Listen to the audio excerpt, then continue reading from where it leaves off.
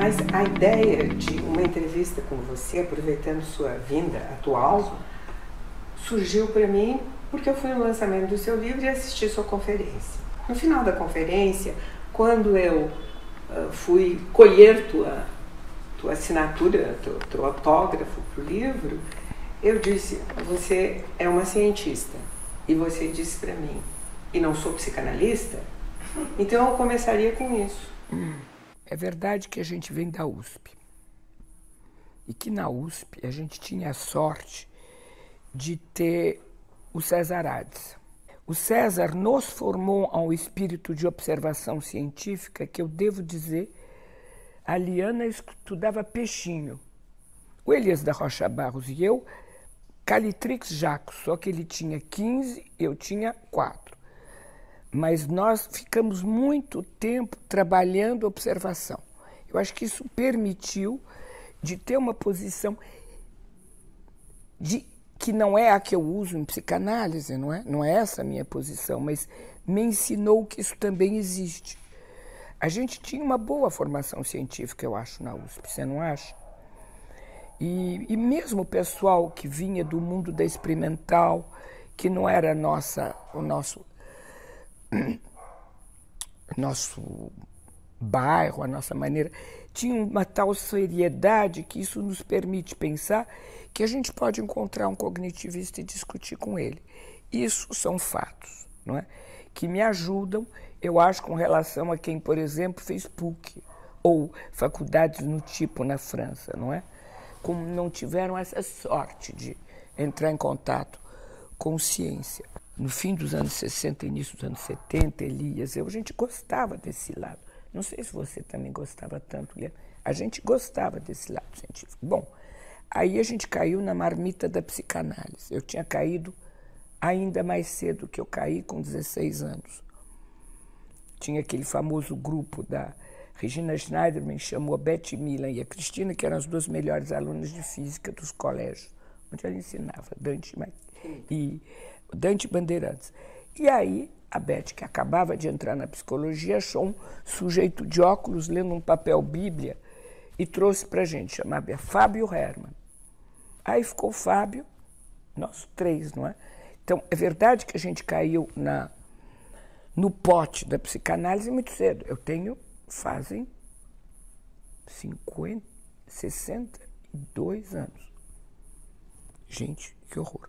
Bom, então, tinha essas duas coisas. Por que a questão atual? Na França tem saído muito livro também para criticar a psicanálise, que não é ciência. A gente, em geral, não responde, porque a gente acha que não. Esse agente é o seguinte, na França tem 3 sociedades ligadas à IPA e uma série de sociedades, umas 8 sérias, grandes, que são mais de orientação lacaniana. Existe uma rede de encontro trimestral e, quando precisa, é mais, que é para se pôr de acordo todo mundo junto. Então, por exemplo, diante do governo, a resposta se existe ou não uma profissão que a gente quer oficializar como psicanálise, a resposta foi não, e ela é a mesma, com as mesmas palavras de todo mundo. Mas o que se fez cada vez mais foi criar institutos de psicoterapia psicanalítica para que o Ministério da Saúde reconhece enquanto formação de psicoterapeuta. Ele não dá esse estatuto para quem sai da faculdade de psicologia. Quem sai da faculdade de psicologia é psicólogo, não é psicoterapeuta. Então a gente tentou encampar esses espaços e todo mundo se ocupou de fazer isso também, para não deixar a sorte da gente é que a gente não tem evangélico, mas enfim. Inimigos tem muito. Agora existe um outro campo, que é o campo específico do autismo. No campo específico do autismo, a psicanálise é muito atacada. Eu mesma já tive campanhas com Bernard Gols e Lasnik. Gols e Lasnik, matem-nos com as nossas fotos. O Ministério do Interior se apavorou. Teve reuniões em que eles fecharam o bairro, porque havia um ódio da psicanálise por parte de militantes ligados aos grandes trusts comportamentalistas, que é uma violência muito grande. Isso aí são os maldosos, nós somos os bonzinhos. Agora, a psicanálise que se ocupa de autismo também, para uma grande maioria dela, infelizmente, ficou para trás na história das pesquisas científicas. Não é o caso da escola inglesa, porque a Ana Alvares, em 92, num congresso, a gente estava batendo papo e a Ana Alvares me disse, hoje em dia eu me dou conta que muitos pais que levavam os filhos autistas na TAV para o tratamento, né, eram Asperger, eram geeks. Então essa ideia de que havia fatores dessa ordem incomodava menos os kleinianos, ou seja, vocês tinham, eu digo vocês muito largo, IPA, a possibilidade de ficar menos para trás do que os outros. Os lacanianos, a meu ver, perderam tempo, porque a escola francesa, por causa talvez da Maud Manoni, entrou numa estupidez de psicogênese. Se é psicanálise, é psicogenético. Que não existe no Freud, não existe na Melanie Klein. Estão preocupados com isso. Estão preocupados em criar instrumentos para trabalhar o analisando, o paciente, a criança, o que vocês quiserem. Não de dar causas. Então, esse casuísmo foi muito uma parte da escola francesa. Na minha própria escola, eu tive muito que brigar com o Charles Melmont, por exemplo, sobre isso. Ele sempre me dizia, o dia que você me provar que esses bebês que nascem se tornam autistas, eles não são iguais aos outros, me prova, eu entro na tua. Cristina, hoje a gente sabe, não são. Não são. É uma pergunta, né? Então, Cristina, lendo os seus livros, sobretudo talvez esses últimos, você poderia dizer que ali você expõe uma prova? Então, olha, as coisas vão mais depressa. Primeiro, eu não estou preocupada com isso, eu só estou contando a minha conversa com ele. O que eu sei é matemática. Eu estudei, estatística era bom na nossa escola, né? Não. Crianças, se uma criança é autista numa família, nasce um irmãozinho, menino, é 25% de chance de ser autista. Se são gêmeos, igual. 20 se é uma menina, 17. Se forem gêmeos monozigóticos, é 70. Então, a fantasma da mãe na França tinha muito isso. Como que o fantasma da mãe não incide de maneira maior se são dizigóticos e incide se são monozigóticos? A gente tem que aceitar que tem matemática. Isso foi uma primeira coisa. Depois, o que nós temos provado, eu levei 10 anos para aceitar. Porque as primeiras publicações datam de 2008, que havia fatores motores muito importantes na constituição do autismo. Eu levei até 2018 para aceitar. Aí eu já estava formada os movimentos gerais, que são movimentos que existem no bebê, e comecei a ver, porque eu aprendi que os meus bebês chegavam, 1, 2, 3, 4, os movimentos gerais eram paupérrimos.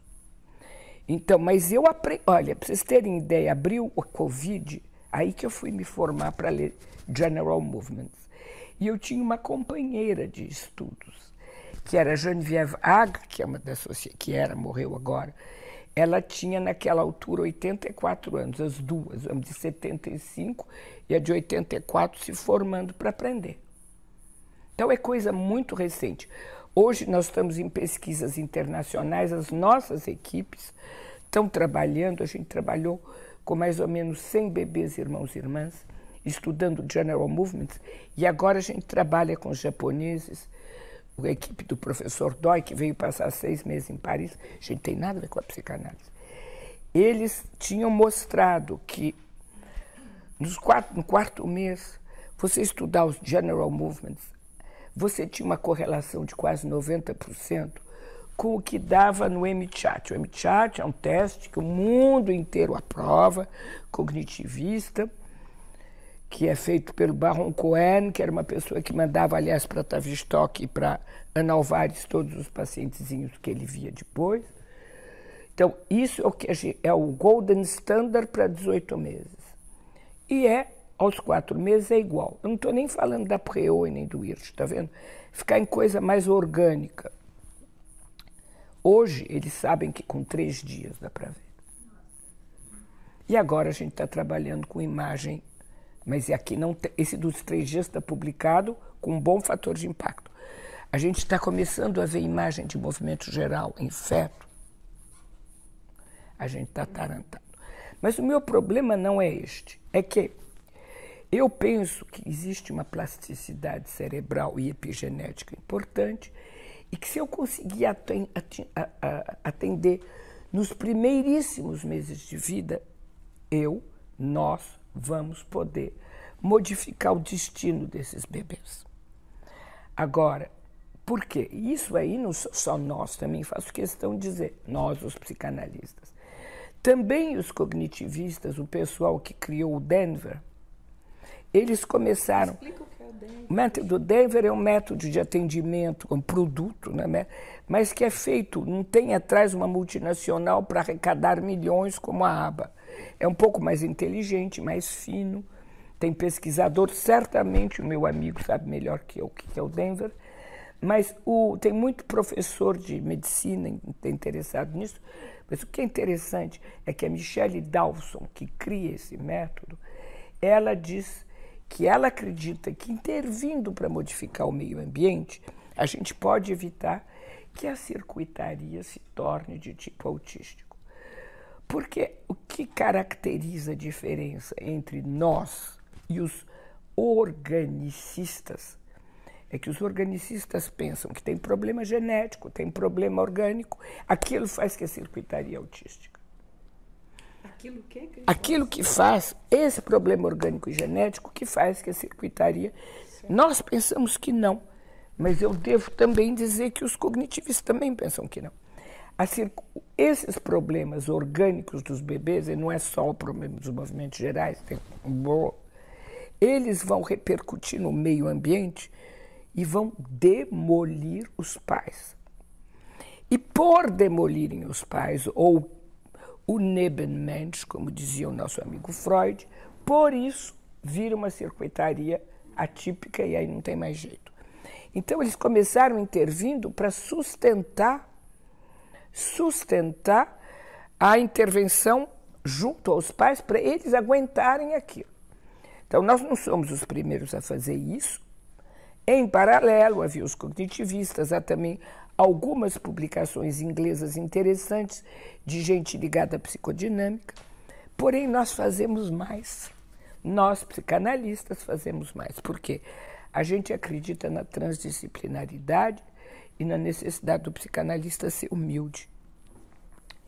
Ele pode fazer coisas apaixonantes com os utensílios que são os dele. Amor de transferência, identificação, são as nossas armas, certo? Porém, nós sabemos que, já que há patologias específicas com que esse bebê nasce, por exemplo, motoras, já vou dizer outras, se a gente tem uma equipe transdisciplinar que trabalha conosco e também essas dificuldades são atendidas junto aos pais, isso facilita muito o trabalho do analista.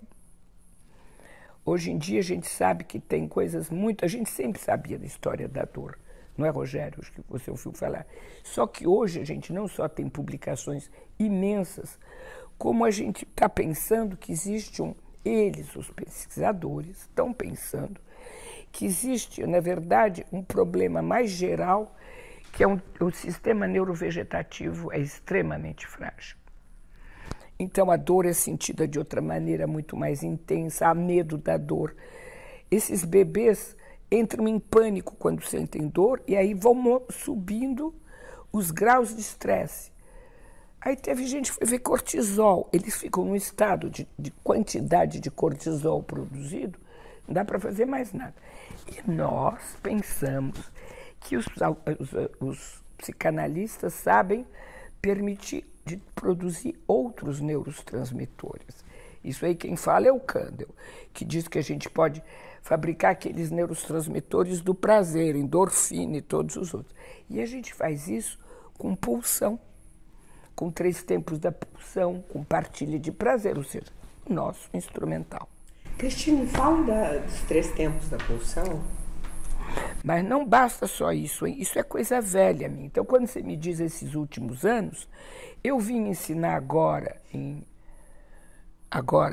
coisas que eu aprendi dia 5 de fevereiro de 2025, porque está havendo pesquisas de uma tese de doutorado que me foi generosamente dada quando a pessoa não defendeu, de fisiologistas e pessoal que trabalha com fisioterapia e osteopatia, outro aí que é atacado por não ser científico, mostrando essas histórias dos graus de cortisol e de como esses bebês entram em pânico. Esse sistema vai alterar digestão, vai alterar a possibilidade, inclusive, de suportar doenças mais tarde. Aquela famosa história, deixa o nenê chorar que depois ele aprende. Precisa aprender. Esses bebês entram em tais estados de estresse que vai haver sequelas a vida inteira. Bom, então, você vê, são coisas que eu aprendi dia 5 de fevereiro. Os movimentos gerais, eu trouxe o Filippo Muratori de Pisa para cá, mas para vocês terem uma ideia, o Filippo foi o homem, então ele não é um psicanalista, ele é um professor de psiquiatria, neuropsiquiatria. Mas a adjunta dele, que chama Sandra Maestro, ela é didata da IPA italiana. Mas ela trabalhava como neuropsiquiatra, tinha 2 cabeças, né? Eles estiveram encabeçando essa história toda sobre movimento e publicaram em 2016 um artigo dizendo, olha, o problema do autismo é uma dificuldade de interação, mas a causa é motora. Isso, para mim, mesmo em 2016, eu sou psicanalista, negócio de motor, não. Psicanalista, a gente trabalha com pulsão, com transferência, com identificação. Mas não. Bom, tive muita dificuldade. Agora o Filippo aposentou há 4 anos. Ele veio trabalhar conosco em Paris, veio falar na Weimar. Ele já tinha perdido o passo, porque ele não estava a par dessas pesquisas dos 3 primeiros dias, as pesquisas fetais. Vai tão depressa, por isso que você vem... Quando eu fiz este livro, eu não sabia disso. Esse aqui ainda não fala de vida fetal e nem fala dessa história sobre todo o sistema neurovegetativo. Então, o que eu acho? Que se o psicanalista quer continuar permitindo que a psicanálise seja alguma coisa de respeitável, tem que ter humildade de aprender o que existe. E os meus lacanianos, eu estava conversando com o Rogério outro dia, eu admiro vocês, porque mesmo se o termo neuropsicanálise não me agrada, porque ao contrário do litoral, fica misturado, vocês conseguem essa coisa na IPA, temos que discutir com a neurociência. Na minha sociedade fizeram um livro que 2/3 era para atacar o conceito mesmo de neurodesenvolvimento. Porque se pensa em neurodesenvolvimento, você não é psicanalista. 1/3 éramos nós, as equipes bebês, brigando. Então, várias amigas psiquiatras, analistas, e uma delas é mãe de uma criança autista, então ela é vice-presidente de uma dessas sociedades, uma rara que não detesta a psicanálise, pelo contrário, ela dizia, olha, nossos colegas psicanalistas, eles parecem o Asterix e o Obelix, vocês conhecem? Eles moram sozinhos naquele negócio fechado. O mundo inteiro já é o Império Romano e eles lá teimando de serem diferentes, eles são os bacanas. Tem uma pequena diferença entre esses psicanalistas, são nossos colegas, né? E o Asterix e o Obelix. É que esses psicanalistas nem a poção mágica têm. Então, eu acho que vocês, mesmo a conversa, de poderem se interessar por tudo isso, eu só posso admirar e achar bacana. Porque na minha sociedade isto é permitido, porque a gente é uma equipe braba sobre bebês, mas não é a posição geral dos psicanalistas lacanianos. Falar de bebê em muitos grupos lacanianos importantes que vocês têm aqui no Brasil também é difícil, muito difícil. Quando você fala essa questão, por exemplo, dessa questão neurovegetativa dos primórdios, né, que de alguma maneira vai criando uma devastação do ambiente. O bebê nasceu com uma dificuldade nisso, mas isso é coisa que a gente sabe agora. Recente. Agora, um bebê, você lembra do Freud? O que ele nos diz no projeto? Ele nos diz o seguinte: o Nebenmensch, ele não fala muito de pai com bebê, mãe com bebê, vocês estão de acordo? Não é do Freud. Ali ele fala. O tarefa do Nebenmensch é baixar as excitações.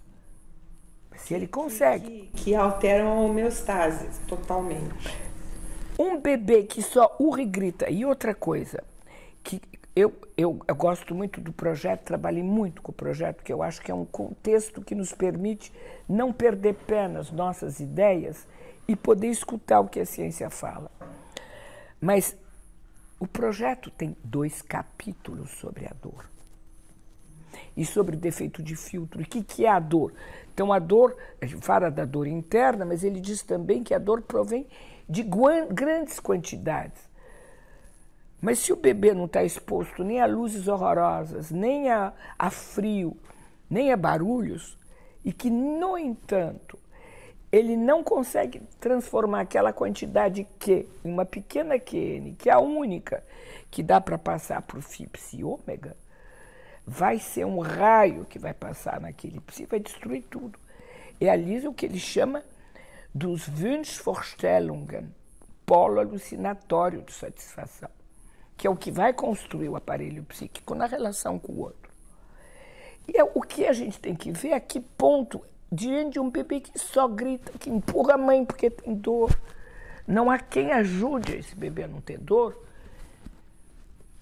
destrói completamente a função de parentalidade.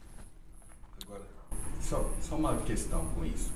Porque nesse momento inicial da dor aí, né, desse terror que né, o ambiente, os pais e tal, começa então a possibilidade de uma intervenção. Por exemplo, se a gente voltar para a década de 90, quando a psiquiatria tem uma virada super biológica, então aparece uma causa que é identificada, é atribuída a algo, né, causal, biológico, parece que aquilo vai levar a um problema, a uma doença, a um transtorno. Depois, com o tempo, você vai vendo que às vezes você tem correlatos biológicos. Cuidado.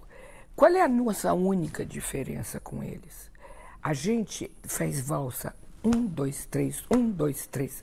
Problema orgânico existe, ele vai destruir o meio ambiente, não vai poder construir todas as Wunschvorstellungen, e por isso o cérebro vai ficar alterado. Eu gosto muito do Amiklin, que é um brasileiro, israelense, americano, porque ele é um especialista de autismo. Ele diz: nós não somos o resultado do nosso cérebro, é aquilo que vivemos na experiência psíquica que vai construir esse cérebro. Ele é neurocientista, hein, gente? Mas você não acha que a intervenção do analista aí, ele vai ter um efeito de reconstituição desses pais, no sentido de poder, de alguma maneira, processar, elaborar aquilo que ele vai vivenciando, mas tem também nessa criança, que de alguma maneira você devolve para ela um ambiente... Então, isso o analista não pode fazer sozinho. O analista vai reanimar o bebê para ele entrar nos jogos pulsionais com os pais. Mas a gente precisa de alguém que corte a dor, de alguém que possa... Essas crianças nascem com compressões. Como eles têm uma pobreza dos movimentos gerais intrauterina, a grande maioria, se não nascer de cesárea, já vai nascer com um monte de problemas. Que não se mexe no útero. Ela não consegue nem se... A criança não se moveu no útero. Ou quando se move, agora a gente está vendo isso. Mas o que é interessante é que os organicistas pensam assim: tem problema orgânico, vai dar problema... Ou seja, fatores de facilitação que sejam genéticos, vira autista. Lá. Esquecem que tem esse meio aí, que é o trabalho psíquico de constituição do aparelho. Mas tem psicanalista que faz a mesma coisa. Só, sabe por quê? Ele tira o orgânico, mas ele acha que tudo é psíquico. Ele quer fazer psicogênese em tudo, né? Ou seja, também contra dois, sabe? É aquele tum-tum. Não sabe uma valsa. É anti-Freud, que é o do humanismo de duplo aspecto. Né? Então, é o monismo e tem um duplo aspecto, o orgânico e o psíquico. Esse conceito de monismo de duplo aspecto é fundamental e vem do Freud. Então, é verdade que o autismo é um campo. Então, tem psicanalistas que dizem, melhor nem entrar psicanalista aí dentro, eu conheço. E é um campo que é reivindicado, com tirem analistas daqui. Tem um grande cineasta que fez 5 anos filmou meus bebês. E normalmente ele trabalha para a Arte, ele fez muitos filmes sobre bebês. E eles não querem, porque eles dizem, nós não queremos uma bomba aqui na televisão, porque você põe autismo e psicanálise, aí é uma bomba imediata. Eu devo confessar que eu fico meio contente, porque a gente está mostrando os filmes, ainda em rush, nesses trabalhos, coisas que você nunca viu, filmes de 1 hora, tal, feito por cineasta. Mas eu também prefiro que não saia, porque eu acho que vão pôr uma bomba na minha casa também. Então, olha, para viver feliz, vamos viver ocultos. Mas, de uma certa maneira, o autismo é um campo em que confronta a psicanálise a ter a necessidade de estar a par das pesquisas e de dialogar com os outros.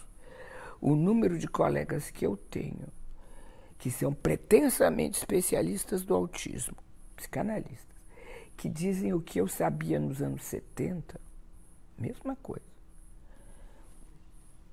É claro que aí você dá a mão à palmatória para essa história, entende?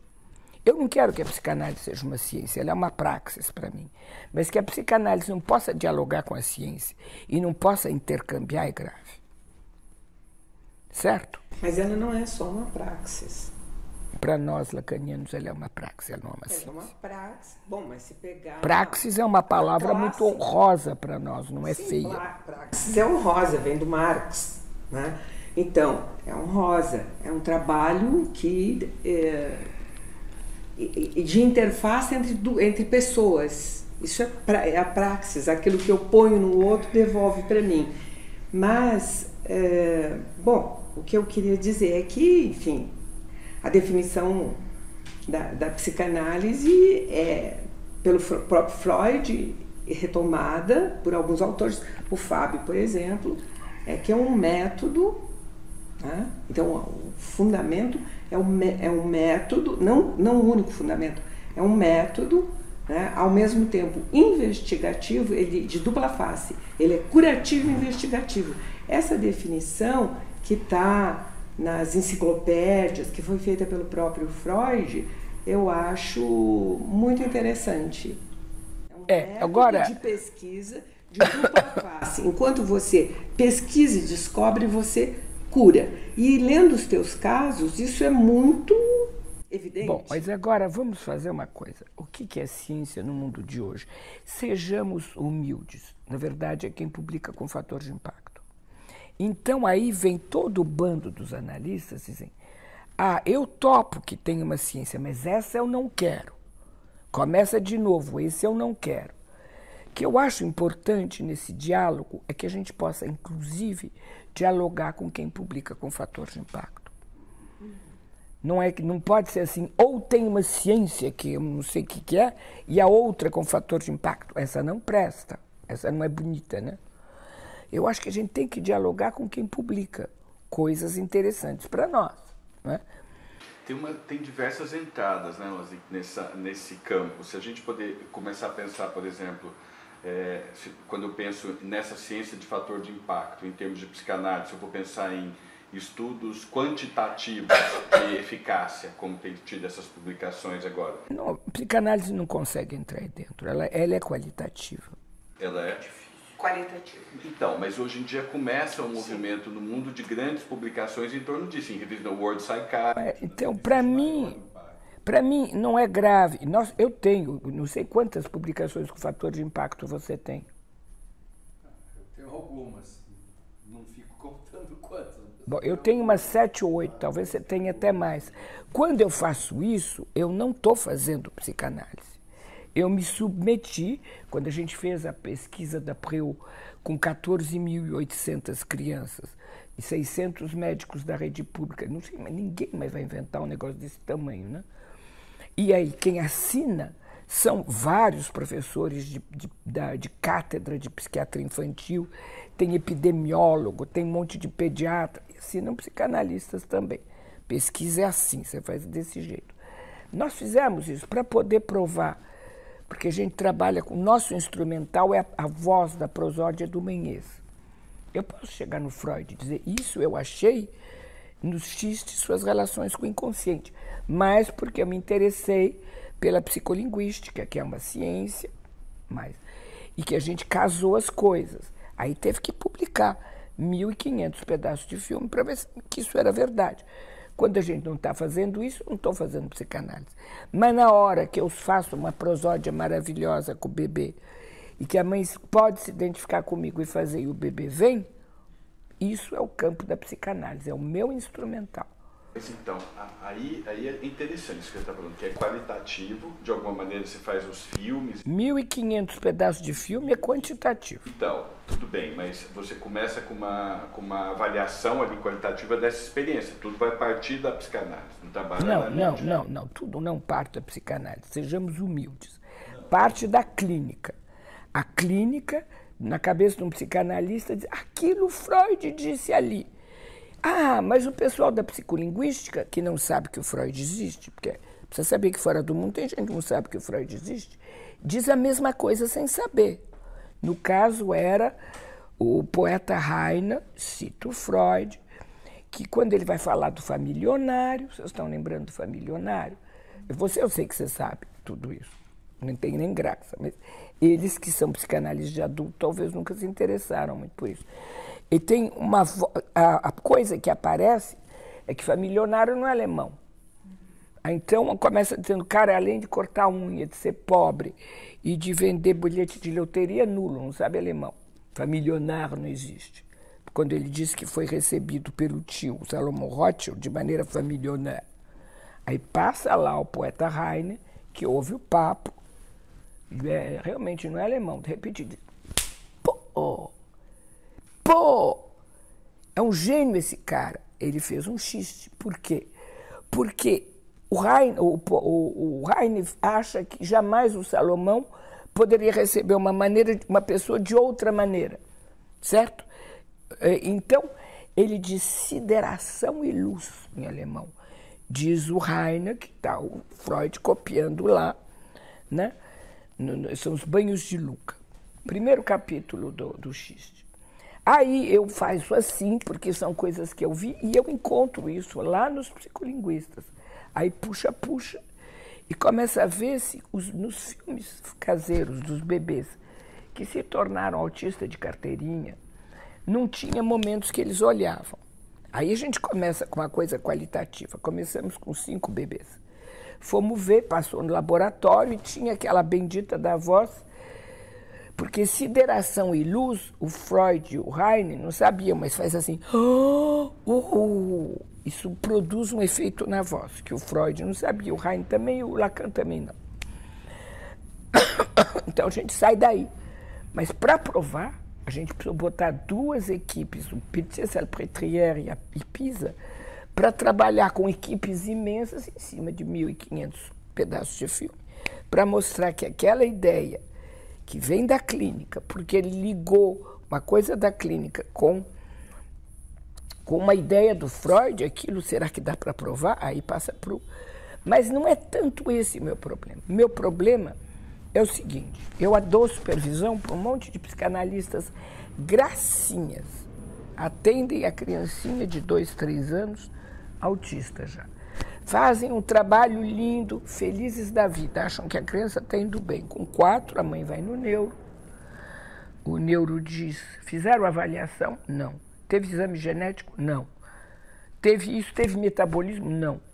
Claro que esse pessoal, eles não entendem nada de nada que você está fazendo aí. Então, os meus bebês, eles têm avaliação, não feita pelo analista, mas por equipes. Avaliação com Golden Standard. Porque aí o neuro... Vai ver, o neuro... Peraí, vamos mandar os testes para ele não perder tempo. E a avaliação feita por Golden Standard, por analistas que sabem fazer isso e que têm o carimbo dos grandes centros cognitivos. Já pedimos exame genético, porque o geneticista é amigo da gente. E quando ele vê, porque pode ter um problema sindrômico em certas crianças e tal, chega no neuro, tudo foi feito. O que ele vai falar? Ou seja, não rompe tratamento. O que acontece aqui? Rompem-se os tratamentos, porque essa pessoa está, como diz o livro, totalmente fora do mundo científico, totalmente fora dos parâmetros mundiais atuais. Bom, daí a importância da interdisciplinaridade. Transdisciplinaridade.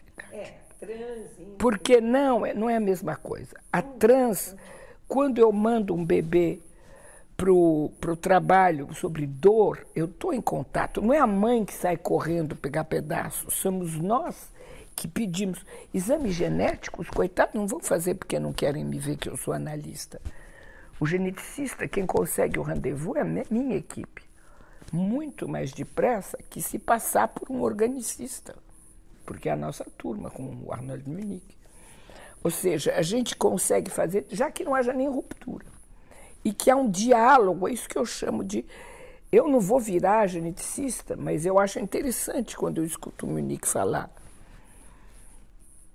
E não existe gene do autismo, hein? Não tem. O Rogério é o nosso mais então vai, pesquisador. Por favor, Rogério. Só que como o chapéu, os coelhos foram postos no mesmo chapéu junto, né, Rogério? Vai sair os mesmos coelhos, né? Pois é. Porque o que a Cristine está descrevendo é uma luta aguerrida.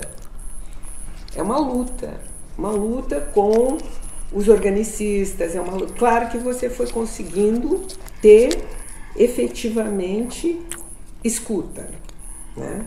Mas eu achei esse que a Cristine descreve como uma batalha. Eu não sinto assim.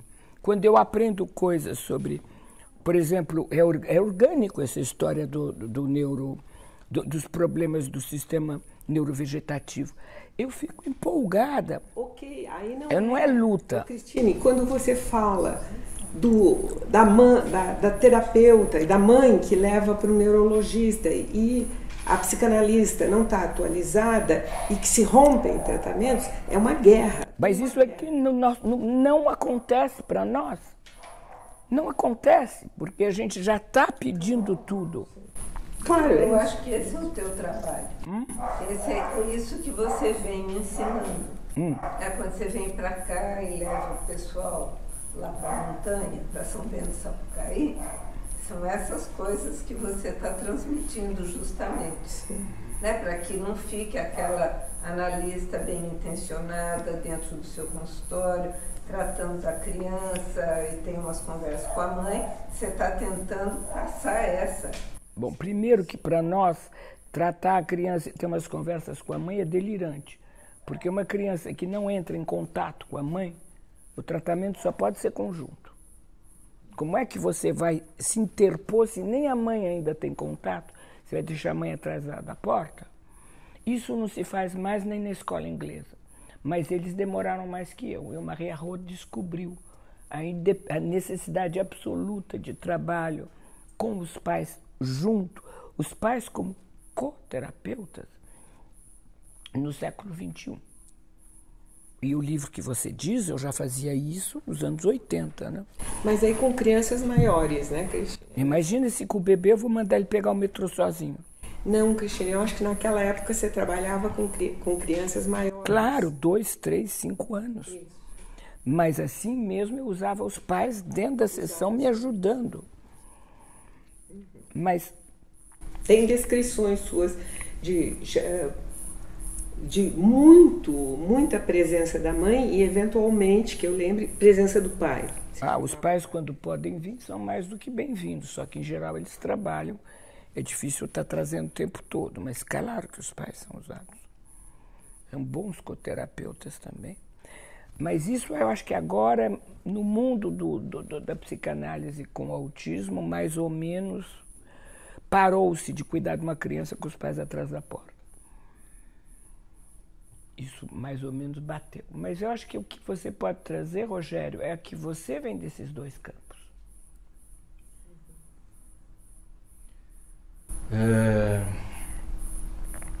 Eu tive algumas inspirações na minha dupla inserção profissional. Uma delas foi a Maria Cristina Machado Kupfer, por meio de quem eu conheci a Marie-Christine Lasnik, e que se tornou também uma inspiração para o trabalho a partir da clínica na fronteira do conhecimento ou no litoral, com outras perspectivas, e no caso aquilo que a gente está chamando aqui hoje de ciências. Essa inserção, ela pode encontrar diferentes arranjos dependendo do contexto e do objetivo que ela tiver. Cristine está falando ao mesmo tempo da experiência clínica dela e de todo um arranjo que tem levado à produção de conhecimento a partir do que a clínica começou a ensinar, e ela teve a capacidade de reaprender na articulação com as diversas ciências. Eu tenho me ocupado de produzir conhecimento acadêmico na universidade, no Instituto de Psicologia e na Faculdade de Medicina da USP, com a finalidade de prover evidências para políticas públicas. Então, para isso, não dá para eu ser psicanalista nessa produção de conhecimento. Então eu preciso fazer uma coisa que o Rodrigo me ouviu falar quando me convidou para debater o artigo dele, que é concessão de métodos, conceitos e construtos. Então a gente precisa encontrar uma maneira de fazer com que haja alguma articulação entre o que a gente conhece da psicanálise, o que a clínica ensina, e aquilo que as ciências são capazes de produzir em escala grupal, com um tratamento estatístico de dados e algum poder de generalização. Essa é a linguagem da gestão de políticas públicas. E eu, na ocasião que o Rodrigo convidou para discutir o trabalho dele com a Juliana, você estava também. Contei da minha experiência, que é a seguinte: quando a gente tem um bom racional de pesquisa, toda pesquisa começa por um racional. Quando a gente tem um bom racional de pesquisa e a gente mostra até onde as evidências nos levaram, qual é a relevância do problema e o intervalo que ainda não foi abordado, a gente consegue estabelecer parceria com as ciências. E quando a gente, a partir disso, prover evidências, elas são aceitas.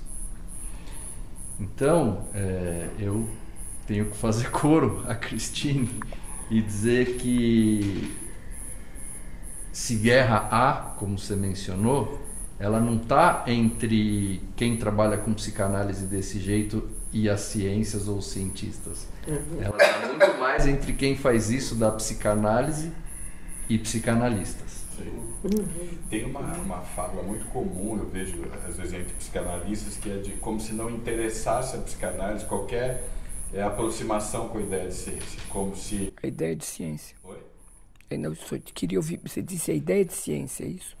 Ideia de ciência. E a ciência? Qualquer ideia de ciência, seja não necessariamente de uma ideia de dizer que a psicanálise é uma ciência, mas de que a psicanálise não prescindiria de um diálogo, que vamos aproximar de uma hermenêutica, da estética, e como para mim aqui está suficiente isso, como se a psicanálise pudesse ficar isolada disso. O que eu acho que movimenta um pouco esse interesse desse debate nosso, porque de alguma maneira há uma perda, né? Tem algum lugar aí que a gente vai se perdendo a possibilidade de ampliação, de avançar o conhecimento na própria psicanálise, né? Então, você pensaria disso? A gente sente menos o drama quando a gente atende só adultos, muitas vezes neuróticos, menos psicóticos, mas neuróticos em consultório.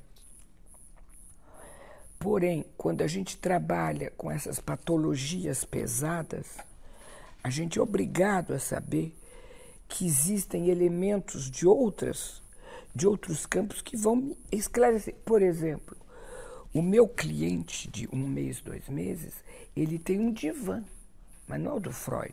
O meu divã levanta bracinho, levanta aqui, levanta a perninha, porque eu sei que ele está estatelado. Eu preciso reorganizar o corpo dele, e isso eu aprendi dos outros. Quando eu faço tudo isso, entro com a prosódia de manhês, e se ele tem uma medicação de omeprazol e não está mais sofrendo, eu entro em contato. Então, a partir daí, eu exerço a minha profissão, não é? Agora, na clínica de adultos também, na interface com a psiquiatria, os pacientes graves, os psicóticos, os esquizofrênicos, os bipolares, as depressões, os transtornos de humor graves, prescindir desse diálogo também de alguma maneira, quase anacrônico, né? Agora, sabe, você falava de políticas públicas. Quando a gente fez a pesquisa com 14 mil bebês, a gente saiu de 600 UBS, lembra? Atualmente, por exemplo, a ideia de que geneticamente... Vamos começar. Eu sou psicanalista. Eu tinha muita raiva de geneticista até 30 anos atrás. Achava que tudo que era geneticista tinha rabo e chifre, viu?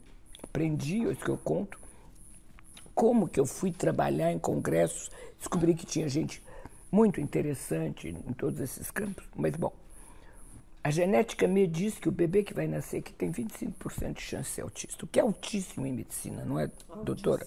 Bom, uma política de saúde pública que foi criada por essas redes que nós formamos de psiquiatras analistas e de psicólogos analistas foi de abrir centros dedicados unicamente a esses bebês.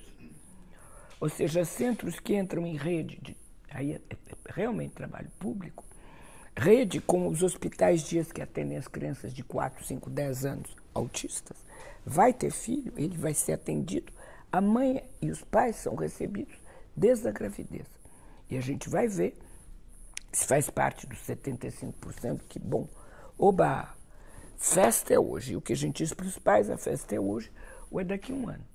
Alain Bovici, antigo presidente da vossa sociedade IPA, a gente promete, por causa da plasticidade cerebral e epigenética, que a gente vai começar nos 100 primeiros dias, esse bebê não vai se tornar autista, a gente briga. Então tem um comprometimento, eu diria, militante político. Agora, a gente faz políticas públicas, porque a gente está abrindo esses centros e nós estamos tendo muito recém-nascido, bebezinho. Então, a gente está podendo avaliar movimentos gerais nele e vão sair publicações com fator de impacto com os japoneses, que são os mais importantes no mundo. Eles vieram ver as nossas coortes, como é que diz coorte? As coortes. Então, esses bebês, quando ele está na sessão, a mamãe e o bebê, o analista e o sensório motricista, o psicólogo que filma quem for, o analista trabalha como analista. Agora, o trabalho que ele faz está inserido em política pública. É política pública desse a gente. Sim, no Brasil é a mesma coisa. Quando o Lugar de Vida começou na década de 90, chegava criança grande, né, que não tinha para onde ir, ficava trancada em casa. De repente, alguém na USP começou a se interessar por receber essas pessoas, né? Ao longo de mais de 20, 30 anos, as crianças começaram a chegar cada vez mais novas. E a gente começou a ver irmãos se desenvolverem num curso autístico na sala de espera. Então essa foi uma das razões pelas quais começou-se a trabalhar com bebês. Não foi a única, sempre houve notícias de pessoas que estavam trabalhando, como a própria Marie-Christine, e isso gerou, inclusive, a promulgação de leis, o Estatuto da Primeira Infância, que é uma extensão do Estatuto da Criança e do Adolescente, teve uma influência enorme de psicanalistas. E não só essa lei, mas teve outra lei também que instituiu que bebês começassem a ser avaliados para transtornos de neurodesenvolvimento, obrigatoriamente. Também teve a influência de psicanalistas. Alfredo Jerusalém. O Alfredo, que ele apanhou por causa disso dos outros psicanalistas, não é? Então, é muito importante que a gente trabalhe em políticas públicas, porque a gente, na psicanálise, tem uma perspectiva que ela é tão poderosa que ela se espalha para as outras áreas sem nem fazer notar, que é a prevenção.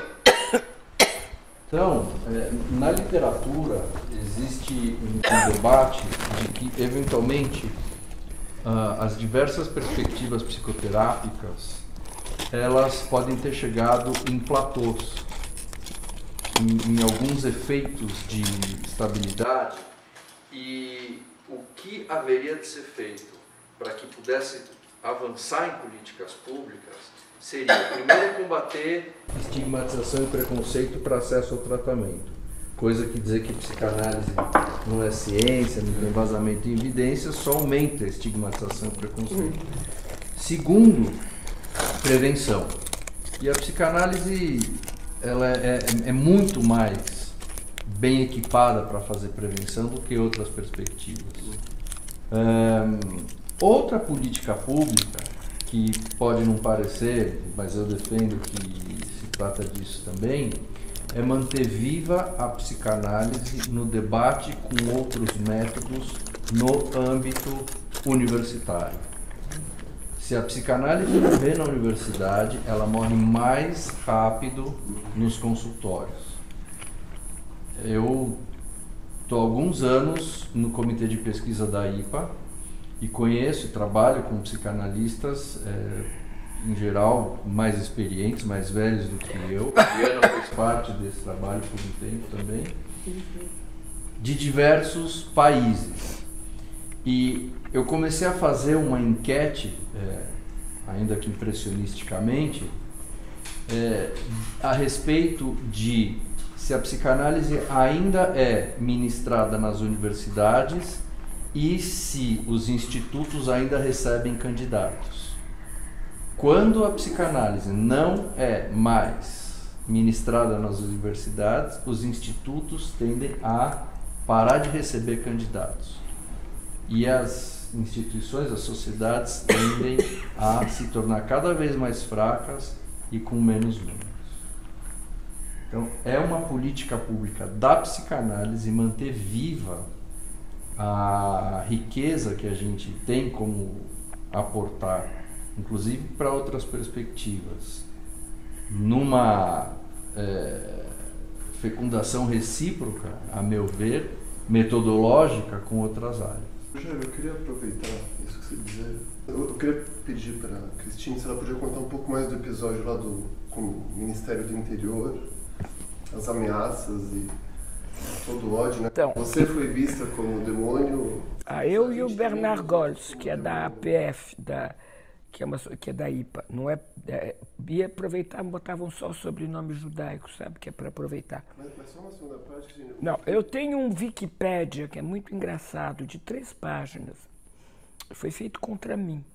Não foi feito pelos meus amigos. Vocês batem em francês, vocês vão ver. É uma gracinha, meu Wikipédia. O Wikipédia inteiro é para me atacar, mas tem que ser feito de uma maneira... Porque eu já fui para os Estados Unidos para pedir com advogados especializados para tirarem. Eles avaliam e dizem, não, mas o seu Wikipédia está equilibrado. Mas, enfim, ela é psicanalista, a psicanálise é condenada no tratamento do autismo, pela alta autoridade de saúde, que não é verdade, ela não é discutível porque ela não tem provas ainda de pesquisa científica, o que a gente está tentando também.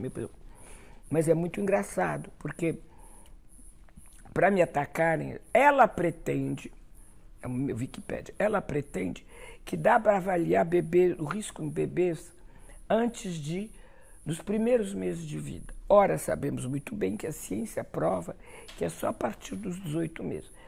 Está cheio de publicação com fator de impacto, mostrando que dá para fazer antes dos 6 meses.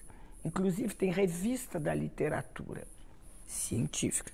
O que eu entendo por científica para não trabalhar? Com fator de impacto, mostrando, nas quais, aliás, as nossas pesquisas aparecem todas, nessa revista da literatura. Depois, não há prova nenhuma. Tem publicações científicas, um pessoal da psicodinâmica inglesa, eles fizeram uma coisa meio às escuras, mas fizeram com quantitativo. Eles pegaram, acho que 50 irmãos e irmãs. A probabilidade é de 20% em média. Então tinha que dar 20% de crianças autistas. Aí fizeram muita coisa trabalhando principalmente o meio ambiente. Nem conheciam tudo que eu estou contando ao lado. Né? E conseguiram achar 20%, acharam 8%. Você não sabe o que agiu, mas de 20% para 8%. Mas então eles atacam agora. O que é que está atacando aí? E quem são eles também? Então, nós sabemos perfeitamente quem são. Tem 3 tipos de gente aí dentro. A primeira é o fator econômico, porque a aba dá para discutir com cognitivistas sem problema nenhum. Com a aba é muito mais difícil. Por uma razão simples, é que a aba é uma instituição com meta lucrativa mundial que faz guerra para qualquer empresa que estiver roubando o cliente. Como se fosse, está vendendo avião naquele país, uma outra empresa que quer vender avião vai destruir, ponto. Entende? Então, tem o pessoal da aba que ela é muito infiltrada, no Brasil também eu acho que ela é bem infiltrada. Ela é infiltrada em nível de deputado, ministro, senador, Ministério de Saúde, secretarias de saúde, eles pagam muito bem.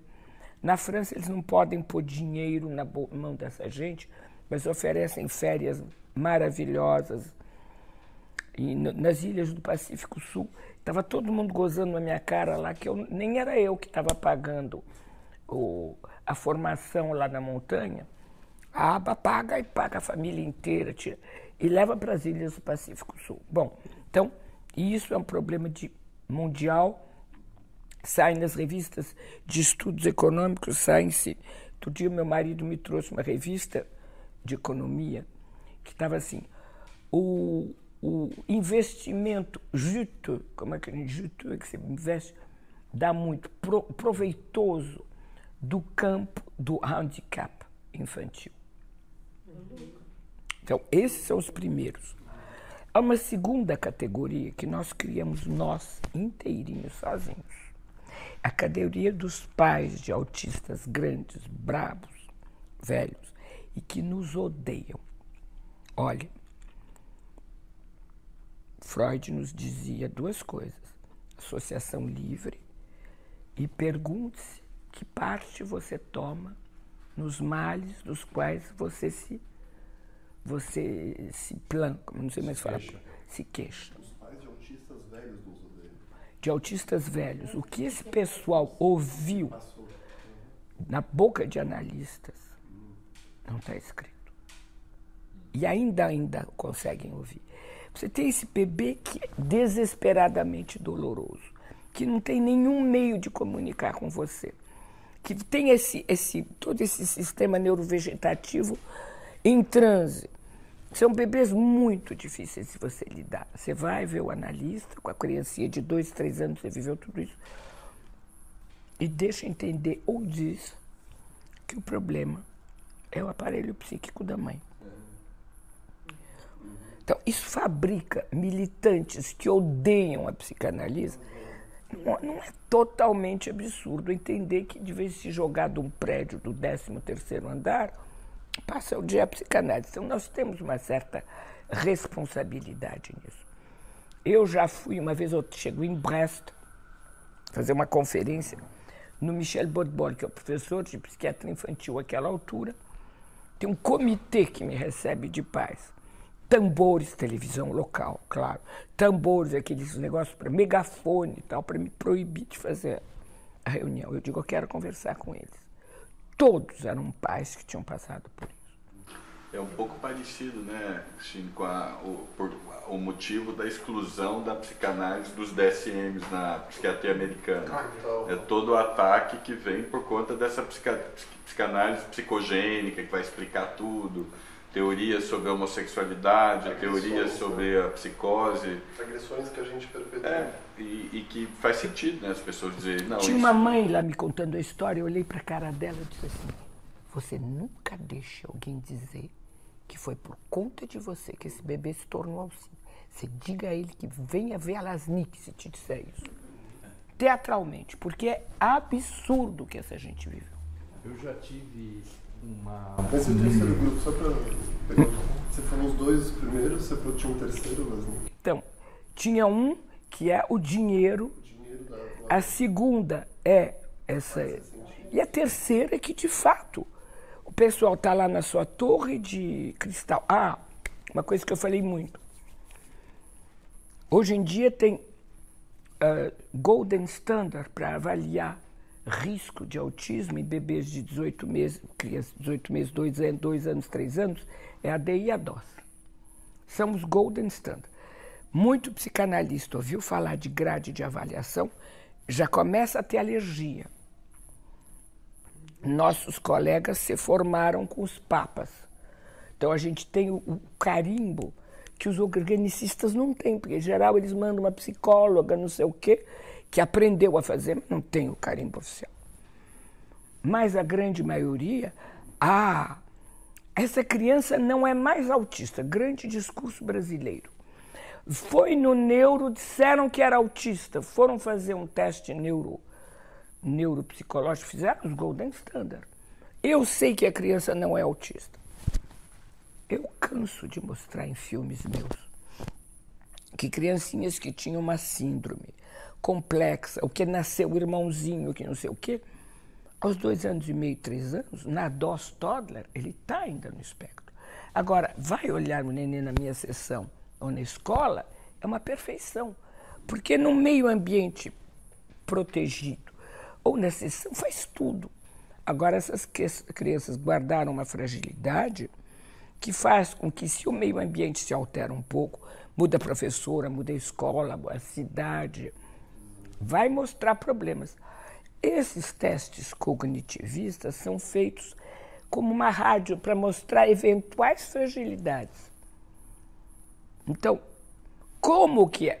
É porque no Golden Standard está mostrando que tem fragilidade. Se foi nós que mandamos, não, eu não vou fazer, nenhum analista faz teste da criança. Mas se foi um colega quem fez, médico ou psicólogo, quantos pais querem parar porque acham que a criancinha já está bem? A gente diz, olha, veja, na Golden Standard aqui, ainda tem umas fragilidades, vamos continuar mais um ano com todos os tratamentos? Bom, se está na Golden Standard, então vamos. Na verdade, isso nós utilizamos a nosso favor. Mas amanhã vai ver qualquer pessoa, tem tudo. Então, esse horror faz com que a gente nem entenda mais. Claro que o conceito do DSM-5 mas é assim que a gente funciona. E a gente sabe que pelo DSM-5 essa criança ainda tem risco de... Né? E o colega analista acha que não, porque vê na sessão e acha uma gracinha. Então, em geral, a gente filma o teste e filma na minha sessão. É um fato que as coisas maravilhosas que a criança faz comigo, com uma pessoa que ela não conhece, seja analista maravilhosa, mas o testador não pode ser psicoterapeuta. A tarefa dele é de passar de maneira como a vida é, mesmo gentilmente, mas como é. Dá uma discrepância. Mas nós sabemos dessa discrepância, nós já medimos. Então, eu não gosto de ciência. Falou que vai no geneticista, eu já ouvi psicanalista dizer, você vai no geneticista ou você continua comigo. Tá vendo que tipos de dificuldades existem? Algumas dá para dialogar. Com multinacional de meta lucrativa, eu atrapalho, a gente está roubando o cliente. Mas se só sobrassem eles, era mais fácil. Acho que vocês dois testemunham várias pessoas não conseguindo atravessar essa ponte que vocês, através da qual vocês atravessam essa guerra. O que você acha que fez com que você conseguisse fazer, Cristina, enquanto que a gente testemunha tantos colegas fracassando nessa esquizoidia paranoide, assim, de quem é o demônio, né? Onde é que tá o demônio? Pois é, tá vendo? Por que às vezes é possível que a gente entre em transdisciplinaridade e às vezes isso fracassa? Tem duas hipóteses. Nós somos maravilhosos e eles não têm nível para entender o quanto humanistas maravilhosos nós somos, porque eles estão lá na ciência, não tem uma assim quase.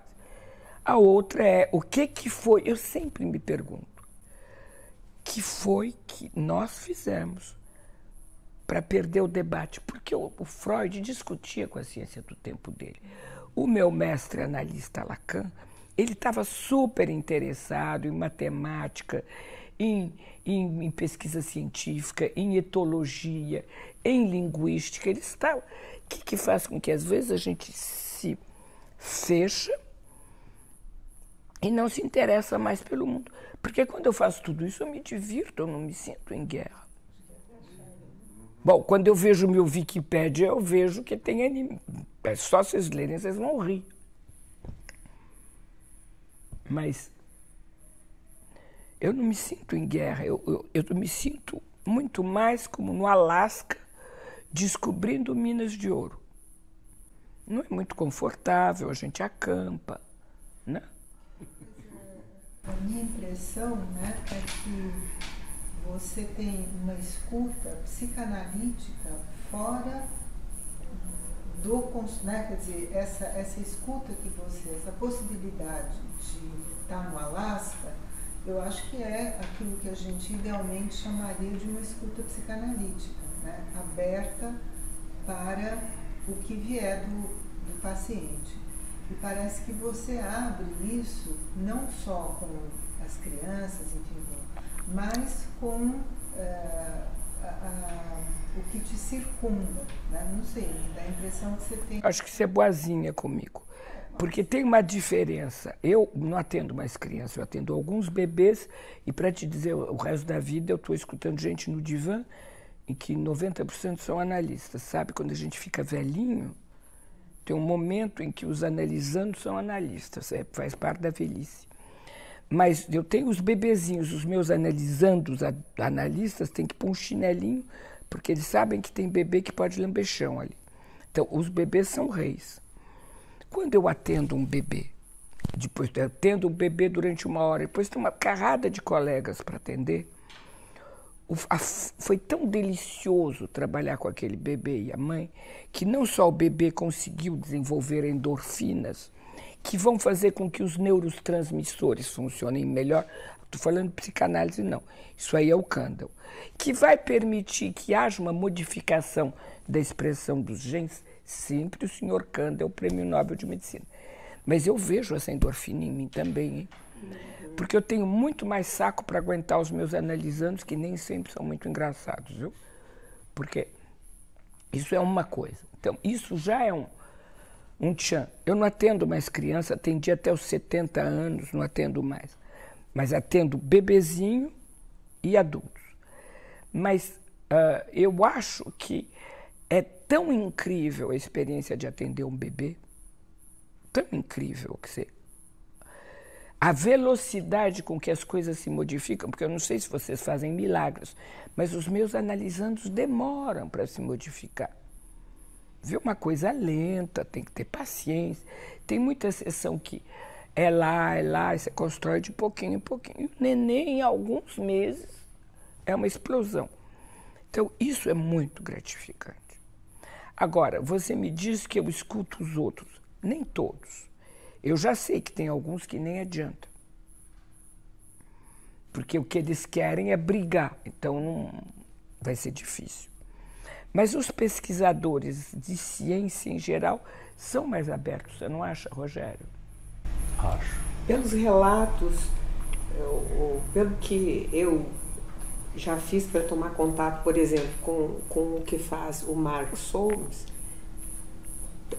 os neurocientistas são muito abertos para neuropsicanálise e para psicanálise, muito abertos. Não, mas não só para neuropsicanálise. Não. Existem diferentes perspectivas em neurociências. Neurociências é um campo muito vasto e diversificado. Existem embates figadais entre neurocientistas, não é um campo pacificado. E diferentes perspectivas de neurociência dialogam com a psicanálise. Então, uma coisa é a Cristina Alberini, que inclusive foi citada pela Natália Pasternak e o Carlos Orsi para se contrapor ao Freud num artigo em que ela elogia o Freud. A Cristina Alberini é a maior autoridade em modelo animal de reconsolidação de memória. Fez um dos pós-doc com o Kandel, justamente. Tá vendo? O Kandel, na verdade, quando ele chegou, ele conta que a primeira vez que ele chegou a ver o patrão dele, ele diz: eu quero trabalhar o cérebro para saber onde está o ego, o ego e o superego.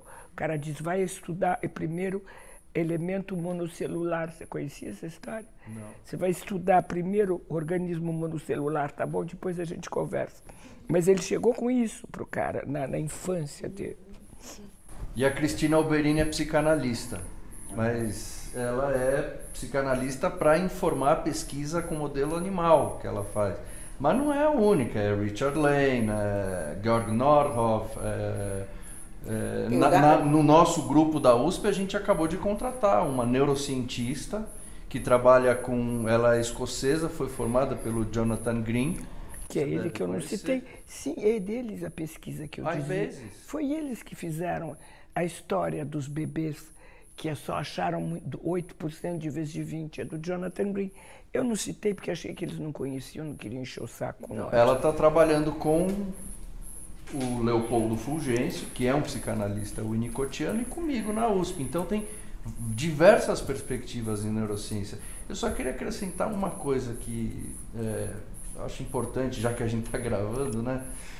A psicanálise, ela é tão rica que ela permite que sejam feitas articulações com diversos modos de produção de conhecimento, até com ensaio clínico randomizado controlado. Né? Não é a mesma coisa do que um praticante de psicanálise, mas isso não é para nenhum tratamento baseado em evidências, inclusive a medicação. Sim. Então, uma coisa é a produção da evidência, outra coisa é a prática clínica baseada em evidência, que depende também da experiência do médico ou do clínico, da própria participação do cliente na decisão pelo tratamento e também o uso das evidências. Existem algumas investigações, algumas pesquisas que usam ensaio clínico randomizado controlado com cegamento e tratamento de atividade com psicanálise. Existe uma pesquisa que foi feita pelo David Taylor na Tavistock, publicada em 2015 na World Psychiatry. Existe outra pesquisa que foi feita pela Marianne Loisinger-Böhler, que é um paradigma concorrencial entre cognitivo-comportamental e psicanálise. O encarregado da cognitivo-comportamental é a referência na Alemanha em abordagem cognitivo-comportamental, e eles mostraram que não tem diferença estatisticamente significativa para depressão maior entre as duas perspectivas. Esse trabalho saiu publicado no Canadian Journal em 2019 e um follow-up saiu recentemente. A gente conversou sobre esse trabalho na primeira reunião que tivemos. E outra pesquisa financiada pela IPA e pela APSA se chama Mode Study. Ela é um estudo que compara psicanálise em alta frequência, 3 sessões ou mais, e uma abordagem orientada psicanaliticamente uma vez por semana, e ela tem também um paradigma de neuroimagem. Então estão sendo investigadas as diferenças entre as duas perspectivas, com alocação randômica, e o outcome é clínico e também com neuroimagens. Então existem, a psicanálise ela é tão rica que até para esse tipo de estudo é possível fazer, e não é à toa que existem diversas meta-análises e umbrella reviews de psicanálise publicadas, por exemplo, pelo grupo do Falk Lichtenstein e o Alan Abbas, na Lancet, na World Psychiatry, com algumas registradas na Cochrane. Então é importante que a gente defenda o esforço enorme que é feito para produzir evidências na área da ciência, quando ela existe. Então, por exemplo, no nosso casinho, que são sempre os bebezinhos de risco, a gente pediu dinheiro, por enquanto não conseguiu, nós estamos pedindo dinheiro para fazer um estudo via o Ministério da Saúde, pegando e tirando ao acaso. Ou seja, irmãos e irmãs de autistas, a gente conseguiu mais ou menos 60 centros que topam fazer isso conosco. E eles não acreditam que seja possível, nós ainda vamos chegar lá. Mas propondo essa tripla tratamento para metade, tirado ao acaso. Que para mim era um escândalo antes, mas que eu cheguei à conclusão que não tem outro jeito. De qualquer jeito, os outros você não proíbe de sair de casa, vai acontecer o que acontecer localmente. As usual. As usual. Só precisa tomar cuidado para não tratar como se fosse as usual. Não, o as usual é o que a saúde pública daquele lugar está propondo, certo? Certo. Nós vamos pôr 3 pessoas trabalhando. Vai ter um grupo controle. Isso. O grupo controle é aquele que você tirou. Os que você tira. Mas está cheio de gente topando isso, que são os do RIEP, porque na França tem mais de 200 especialistas hoje. A gente ainda não conseguiu, a gente pensou que ia ter esse financiamento público agora, não saiu, mas a gente está batalhando por um financiamento público. O que vai acontecer na sessão, quando chega a mamãe, o papai e o bebê, é do nosso âmbito. Montar este projeto é de um outro âmbito, é saúde pública, é pesquisa, é aceitar. Para mim, levei 40 anos para aceitar a ideia que é tirar o acaso. Era insuportável. É bem difícil. Mas é verdade, é o único jeito. É o único jeito. Mas não é que os outros bebês não vão ser tratados. Se ali tiver psicanalista por perto que de hábito atende bebê, vai atender. Se tiver psicomotricista que de hábito atende bebê, vai atender. Ninguém vai proibir. Fazer como de hábito. A gente não vai montar esse protocolo. Não vamos dar um placebo. Não é o grupo controle tipo com um placebo. É o que é o as usual, que tem sido usado muito. Eles fizeram uma pesquisa importante do Denver, na França. O Centro Denver Europeu, e é o Georgieff, não sei se bateu com o nome dele, que é meio genial, o Nicolau, lá de Lyon, ele que dirigiu isso, fizeram uma imensa pesquisa da Denver, ele é super pró-Denver. Aí fizeram metade as usual e metade com a técnica Denver, chegaram à conclusão que não mudava nada. Os Denver chegaram a essa conclusão para eles mesmos. E que, em alguns casos, a psicoterapia clássica de inspiração psicodinâmica tinha funcionado melhor. Esses caras são cognitivistas. Publicaram.